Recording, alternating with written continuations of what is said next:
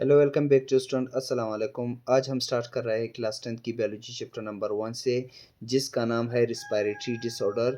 तो आज के लेक्चर में हम रिस्पायरेटरी यानी सांस लेने से रिलेटेड जो भी बीमारियां हैं उसको हम डिटेल में डिस्कस करेंगे। तो वो हमारे पास कौन कौन से हैं? सबसे पहले है हमारे पास ब्रोंकाइटिस, सेकंड है हमारे पास लिम्फोसीमा, थर्ड है हमारे पास नमूनिया, फोर्थ है हमारे पास अस्थमा और फिफ्थ जो है वो है हमारे पास लंग कैंसर। ठीक है, इन 5 डिजीज़ को हम डिटेल में डिस्कस करेंगे। ब्रोंकाइटिस है, लिम्फोसीमा है, नमूनिया है, अस्थमा है और लंग कैंसर है। तो सबसे पहले हम स्टार्ट करेंगे ब्रोंकाइटिस को। इन्फ्लामेशन ऑफ ब्रोंकाई और ब्रोंकुलस। ठीक है, इन्फ्लामेशन यानी इन्फेक्शन का होना ब्रोंकाई और ब्रोंकुलस के अंदर। ठीक है, ब्रोंकाई को भी हमने डिस्कस किया था, ब्रोंकुलस को भी हमने पिछले लेक्चर में डिस्कस किया था। उसके अंदर इन्फेक्शन का होना। ठीक है, इसके बाद है हमारे पास इसकी काजेज यानी इसकी वजूहात हमारे पास क्या है, ये किस वजह से होता है। सबसे पहले है हमारे पास वायरसेस। ठीक है, वायरसेस की वजह से हमारे पास ब्रोंकाइटिस होता है, बैक्टीरिया की वजह से होता है, इसके अलावा स्मोकिंग की वजह से होता है। ठीक है, वायरसेस की वजह से हमारे पास ब्रोंकाइटिस होता है, बैक्टीरिया की वजह से हो सकता है, इसके अलावा स्मोकिंग की वजह से भी हमारे पास ब्रोंकाइटिस काज हो सकता है। अब आते हैं इसकी सिम्टम्स की तरफ कि इसकी हमारे पास कौन कौन से अलामत है। सबसे पहले हमारे पास कफिंग। ठीक है, खांसी, इसके अलावा फेवर बुखार का होना, इसके बाद है हमारे पास शॉर्टनेस ऑफ ब्रीथिंग यानी ठीक है ब्रीथिंग का शॉर्ट होना। ठीक है, ये हमारे पास यानी सांस लेने में दुश्वारी होना। ठीक है, कौन कौन से सिम्टम्स है? कफिंग, ठीक है, खांसी, फेवर, बुखार, इसके अलावा शॉर्टनेस ऑफ ब्रीथ यानी सांस लेने में दुश्वारी होगी। ठीक है, सेकंड है हमारे पास इम्पीसीमा। ठीक है, इम्पीसीमा हमारे पास क्या है? Destruction of एलवुलाई। एलवुलाई को भी हमने डिस्कस किया था पिछले लेक्चर में। ठीक है, इसमें हमारे पास क्या होता है इम्पीसीमा में? इसमें हमारे पास इस डिस्ट्रक्शन यानी तबाही होती है एलुलाई की। ठीक है, एलुलाई को हमने लंग्स में डिस्कस किया था कि एलुलाई हमारे पास क्या होता है। ठीक है, इसमें हमारे पास डिस्ट्रक्शन होता है। ठीक है, एलुलाई की। इसके बाद हमारे पास क्या है? इसकी सिम्टम्स हमारे पास कौन कौन से हैं, इसके अलामात हमारे पास क्या है। ठीक है, फीटेक, थकावट महसूस करना। ठीक है, फिर थकावट महसूस करना सबसे बड़ी अलामत है हमारे पास इम्पीसीमा की। ठीक है, इसकी काजेज हमारे पास क्या है, वजूहत क्या है, किस वजह से हमारे पास इम्पीसीमा काज होती है। सबसे पहले है हमारे पास स्मोकिंग। स्मोकिंग की वजह से हमारे पास इम्पीसीमा काज होती है। इसके अलावा है हमारे पास पोल्यूशन, आलूदगी की वजह से भी हमारे पास काज होता है। इसके अलावा कफिंग, ठीक है, खांसी का होना। ठीक है, ये भी हमारे पास अलामत है किस चीज़ का? इम्पीसीमा का। इसके बाद है हमारे पास शॉर्टनेस ऑफ ब्रीथ यानी सांस लेने में दुश्वारी होगी। ठीक है, स्मोकिंग है। ठीक है, इसके अलावा पोल्यूशन, आलूदगी है, इसके अलावा काफिंग यानी खांसी है, शॉर्टनेस ऑफ ब्रीथ सांस लेने में दुश्वारी होगी। ये हमारे पास वजूहात है इम्पीसीमा की।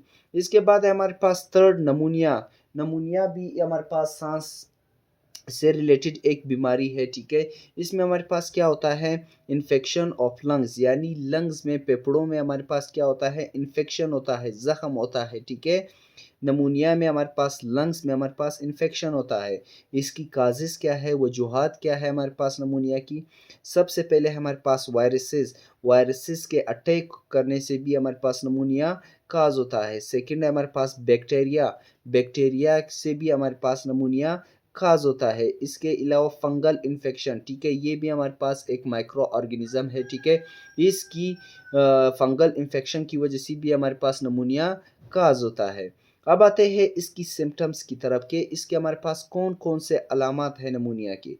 सबसे पहले हमारे पास फेवर यानी बुखार का होना। ठीक है, सेकंड है हमारे पास कफिंग, खांसी। ठीक है, थर्ड है हमारे पास चेंज ऑफ स्किन यानी इसमें हमारे पास स्किन चेंज होता है। नमूनिया में हमारे पास ज़्यादातर जो स्किन है वो पीला हो जाता है। ठीक है, कौन कौन से अलामत है? फेवर, बुखार, कफिंग, खांसी, इसके अलावा चेंज ऑफ स्किन, स्किन का चेंज होना। ठीक है, अब आते हैं इसकी ट्रीटमेंट की तरफ कि हमारे पास नमूनिया की ट्रीटमेंट किस तरह होता है, इसका इलाज हम किस तरह कर सकते हैं। सबसे पहले हमारे पास एंटीबायोटिक्स। ठीक है, एंटीबायोटिक्स मेडिसिन की बदौलत हम नमूनिया के इलाज कर सकते हैं। ठीक है, एंटीबायोटिक्स की बदौलत कर सकते हैं। इसके अलावा वैक्सीन के ज़रिए, ठीक है। आजकल हमारे पास नमूनिया का वैक्सीन भी दरियाफ्त हो चुका है, ठीक है। तो वैक्सीन के ज़रिए भी हम नमूनिया का इलाज कर सकते हैं। कौन कौन से ट्रीटमेंट है हमारे पास? एंटीबायोटिक्स के ज़रिए, ठीक है, एंटीबायोटिक मेडिसिन के बदौलत। इसके अलावा वैक्सीन के ज़रिए हम इसका इलाज कर सकते हैं। अब आते हैं फोर्थ डिजीज़ की तरफ। फोर्थ जो है वो हमारे पास लंग कैंसर। लंग कैंसर जो है ये हमारे पास सबसे बड़ी बीमारी है, सबसे बड़ी बीमारी है हमारे पास रिस्पायरेटरी डिसऑर्डर का, ठीक है। लंग कैंसर में हमारे पास क्या होता है? Uncontrolled division of cell and forming of tumour. इसमें हमारे पास क्या होता है? सेल डिवीजन बहुत ज़्यादा होगा, ठीक है।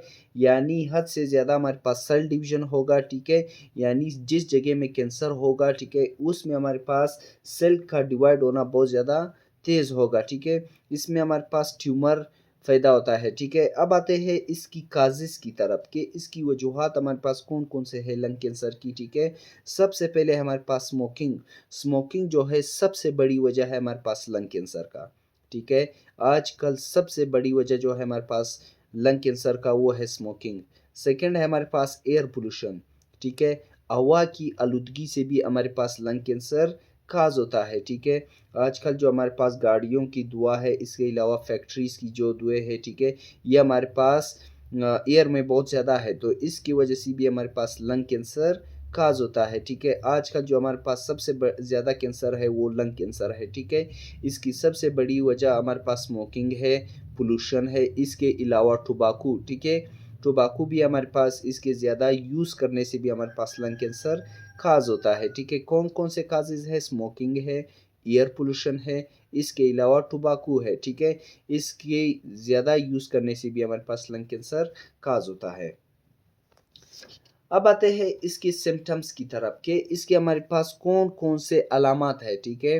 हमारे पास लंग कैंसर के कौन-कौन से अलामात है? सबसे पहले हमारे पास कफ़िंग यानी खाँसी, ठीक है। सेकंड है हमारे पास चेस्ट पेन, सीने में बहुत ज़्यादा दर्द होगा। शॉर्टनेस ऑफ ब्रीथ, साँस लेने में बहुत ज़्यादा दुश्वारी होगी।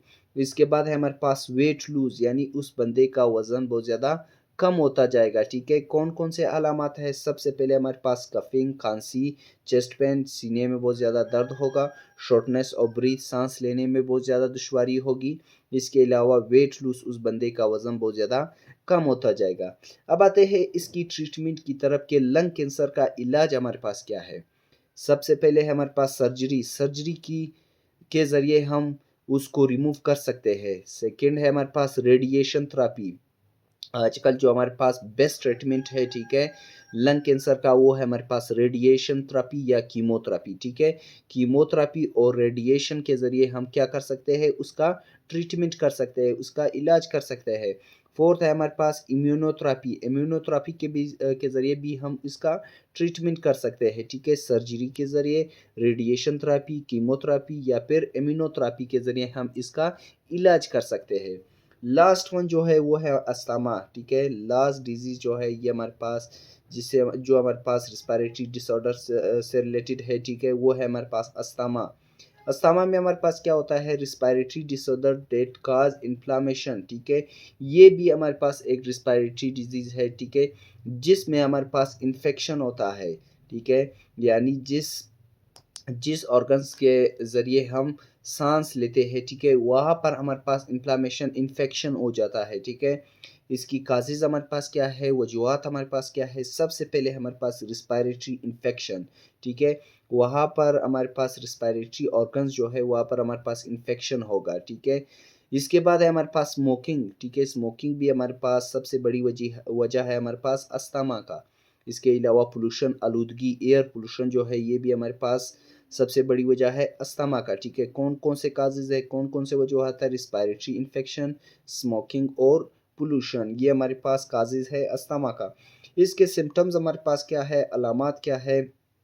शॉर्टनेस ऑफ ब्रीथ यानी साँस लेने में बहुत ज़्यादा दुश्वारी होगी। कफ़िंग, खाँसी, ठीक है, ये भी हमारे पास एक सिम्पटम्स है अस्थमा का। इसके अलावा चेस्ट पेन यानी सीने में बहुत ज़्यादा दर्द होगा। कौन-कौन से अलामात हैं? शॉर्टनेस ऑफ ब्रीथ, साँस लेने में बहुत ज़्यादा दुश्वारी होगी। कफ़िंग, ठीक है, कफ़िंग यानी खाँसी, ठीक है। इसके अलावा हमारे पास चेस्ट पेन, सीने में बहुत ज़्यादा दर्द होगा। तो ये हमारे पास 5 डिजीज़ेज़ थे रिलेटेड टू रिस्पायरेटरी डिसऑर्डर, ठीक है। यहाँ पर हमारे पास टॉपिक ख़त्म हुआ। If you have any kind of question so you can ask through comments. Thank you.